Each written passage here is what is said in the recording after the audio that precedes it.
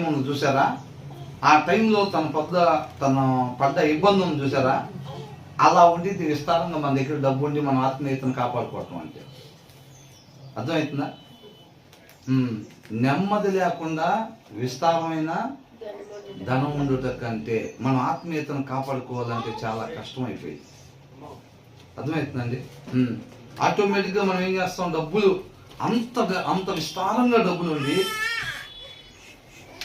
విస్తారంగా డబ్బులుండి మనం తగుమాత్రంగా వస్త్రాలు కొనుక్కోవాలంటే పండగ అయ్యే పనేనా? ఇబ్బంది ఉండదు. ఇప్పుడు డబ్బులు లేవండి మన దగ్గర, డబ్బులు సరిగ్గా లేవు. ఏదన్నా ఇల్లు ఒక 2000 రూపాయలకి కొనుక్కొచ్చుకున్నాం అని అంటే మనలో కంగారే ఉండదు. మనకు ఆ డబ్బులు ఎలాగో లేవు, అంతవరకే వస్తాయి, అందరం కొనుక్కోవాలంటే. కాబట్టి ఒక 2000 పెట్టి కొనుక్కొని వస్తాం.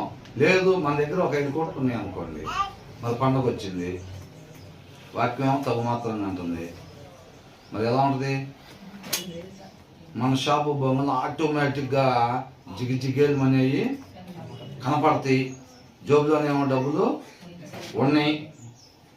మరి ఆ టైంలో కావాలని మనం పోయి ఒక 2500 పెట్టి ఒక డ్రెస్సు కొనటం జరిగిద్దా?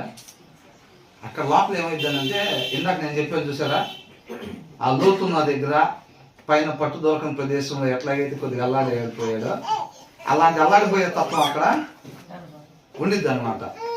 అవునా? అలాంటి అల్లాడిపోయే తత్వం ఉండిద్ది. కాబట్టి మనం తెలుసుకోవాలి దాన్ని.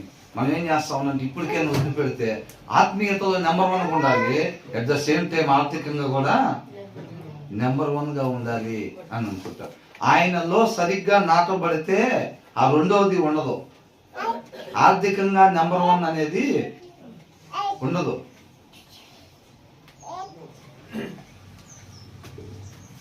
ఆర్థికంగా నెంబర్ 1 అనేది ఉండదు. అవునా? దానికి వాక్యం సపోర్ట్ చేస్తుందా? ఆర్థికంగా నెంబర్ 1గా ఉండే దానికి వాక్యం సపోర్ట్ చేస్తుందా? వాక్యం సపోర్టు చేయదు. ఎందుకని? మన చుట్టూ అనేక మంది అవసరతల్లో ఉన్నవాళ్ళు ఉన్నారు. కాబట్టి వాళ్ళందరికీ మనం సహాయం చేయాలి అనే ఒక ప్రేరేపణ, ఒక భారం మనకి ఉండిద్ది అనమాట. ఆయనలో నాటబడి ఉంటుంది. ఆయనలో నాటబడి లేకపోతే ఏం లేదు, ఇంకా వచ్చినట్టుగా అల్మర్లోకి పంపించడమే. ఇంకా అప్పుడు ఆటోమేటిక్గా డబ్బు గ్యాదర్ అయిపోయింది మన దగ్గర విస్తారంగా. అవునా కదా? అది తీసుకునేది వేరే వాళ్ళకి ఇవ్వాలంటే మళ్ళీ అల్లాడటమే. తక్కువ రేటు బట్టలు కొనాలంటే ఎక్కువ డబ్బులు పెట్టుకొని మళ్ళీ అల్లాడిపోవటమే. కారు కొంటాకని వెళ్దాం, మనకు అవసరం అవుతుంది, మరి ఆఫీస్కి వెళ్ళడానికి డబ్బులు